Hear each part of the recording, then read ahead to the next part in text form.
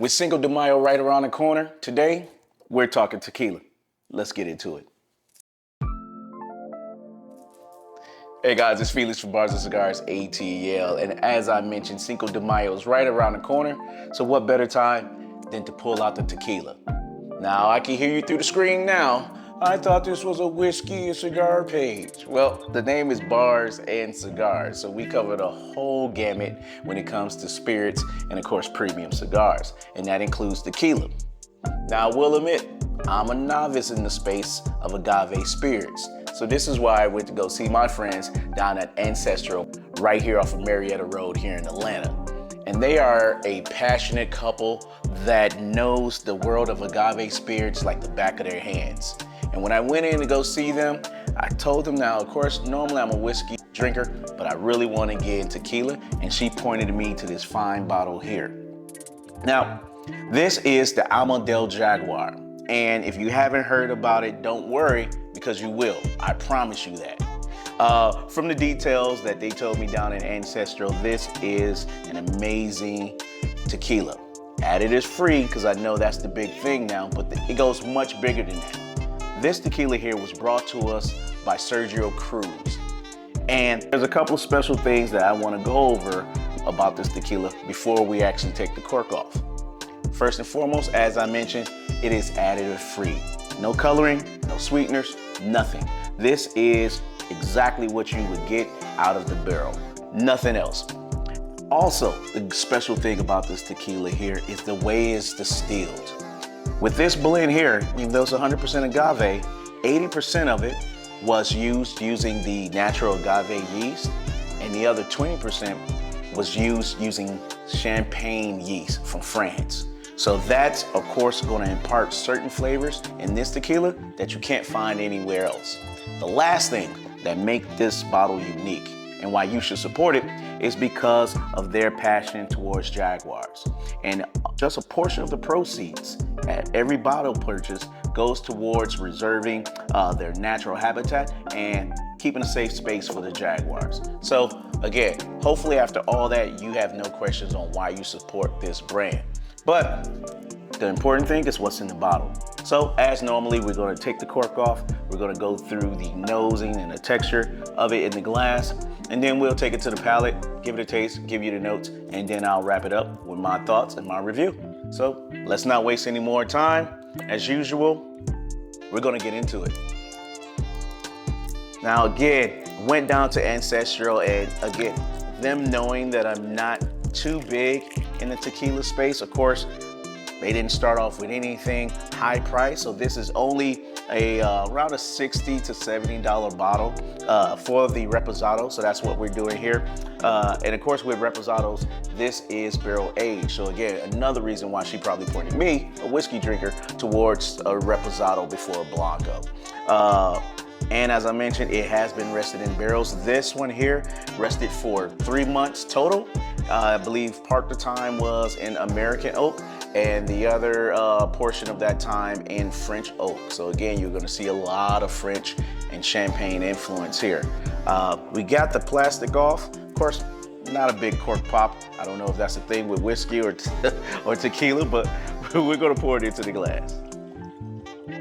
Now, so as usual, we're gonna look at the color first. As I mentioned, this is a Reposado. So you're going to get that golden color, which comes from being aged in a barrel. Some tequilas may be a little darker than others, naturally, but oftentimes it's because color has been added to give it the appearance of being more aged, and deeper color and more rich. We won't have to worry about that here because again, all of this is natural, no additives there. Just looking at the tequila, I would say, I don't know again if it's typical for a Reposado to have legs, but this has a nice oiliness that is clinging to the glass that really outperforms some whiskeys that I've seen. Very nice texture of how it's clinging on the glass there. Don't know if you can see it, but it is looking nice. A nice crown going around 360 on the glass. Really looks like it's going to impart a nice mouthfeel. And that's what those legs kind of give you an idea. Very oily. I actually just rocking it back and forth. I can see every time where I'm stopping. Really nice. Loving the texture of this tequila. All right, let's take it to the nose. Ooh, nice. All right, maybe it's that that champagne yeast or that French oak, but the nose, the sense, the aroma is actually familiar to me. And that may be because I like finished whiskeys as well, and a lot of them are secondarily finished in French oak. So the nose is really nice, has a lot of fruitiness up front. Those fruits can be apricot, a little bit of lemon, honeysuckle. Really nice fruitiness with just a touch of floral on the nose, and then on the back you start to get that just agave scent, that natural agave scent. A little bit of sea salt in there too that I'm getting. But as you can see, there's no burn on the nose. Really nice. Very beautiful aroma coming off of it. I like the bright fruitiness that's on the front. A little kumquat maybe with the lemon, the apricot. Yep, salt, a little bit of oak, and agave. Really nice. Maybe that champagne is really influencing it and softening up the aroma here. Really do like that here. All right, well, let's take it to the palate and see what we have.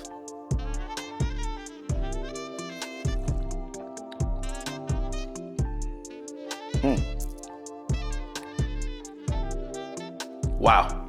Now, first just split second, I got the normal tequila taste. But 3 seconds in, that butteriness that was evident on the glass just covers the entire tongue. The palate is drenched. It is buttery on the mouthfeel. So I'm gonna stay there for a little bit because that mouthfeel is rich, but creamy.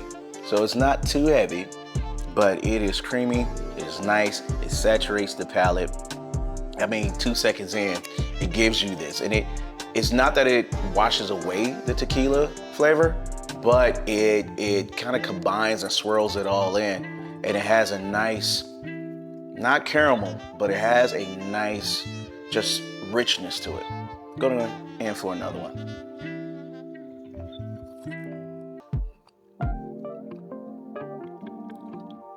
Now, flavor-wise, I do get the oak, I get the saltiness, but just a very clean agave taste.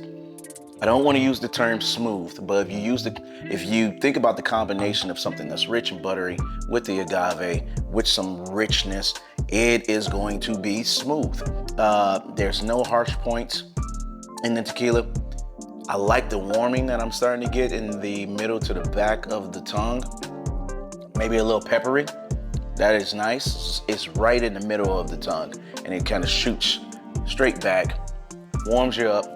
Nice little warm right here in the throat and the high throat, not really in the chest, but between the mouthfeel and the taste itself, smooth is really the only word that you can use to describe both.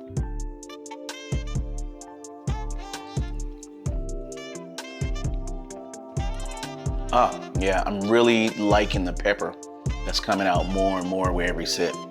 It gives you a nice little spiciness, a little bit of earthiness, but again, it's at the back after that rich coating, after the clean, just bright agave taste. The salt and the pepper is blending well, makes it a little savory almost with that. Again, these may not be the typical notes that an agave specialist would use, but just using my palate that I'm familiar with and then just relying on the notes that I'm familiar with, this really is the flavors that I'm getting there. And I'm really enjoying it. Not to be very versed in the tequila world, this is not a night and day from whiskey to tequila to me.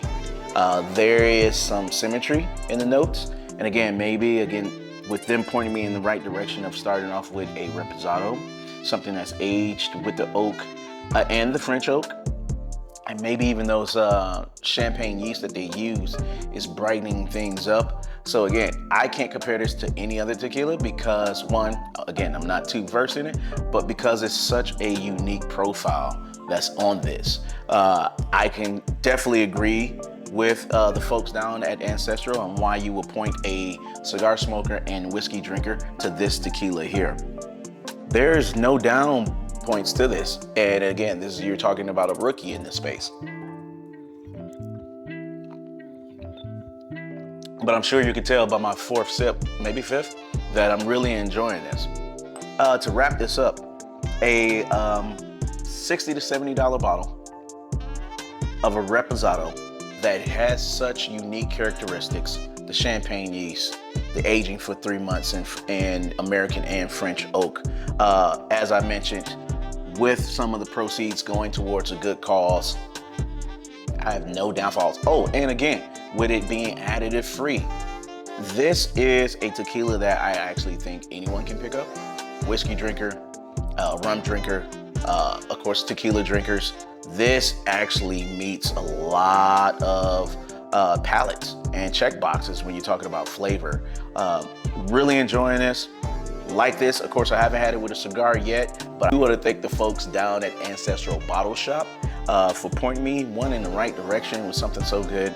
I'll probably be back for another bottle. So again, guys, look for the Alma Del Jaguar tequila. Of course, go visit my friends at Ancestral. I'm loving this. Fifth sip, maybe. All right, guys, hopefully you enjoyed this review. If you're not typically a tequila drinker, I'm telling you, this is one that you can lean towards if you're a guy like me that typically leans towards bourbon, rums, finished whiskeys as well. This is really good. I got nothing else to say. Hey, if you like this review, you got to subscribe, man, so you don't miss this. Again, we do more than whiskey around here. We're going to get into some cigars that I just got my hands on. Got some more tequilas, got some scotches, and some cognacs that we're going to review, so stay tuned. Cut on those alerts. Share it with a buddy that think they know tequila. They haven't tried this one. All right, guys, it's been Felix. Lighten up my life, and I hope you light up yours. Happy Cinco de Mayo. Cheers.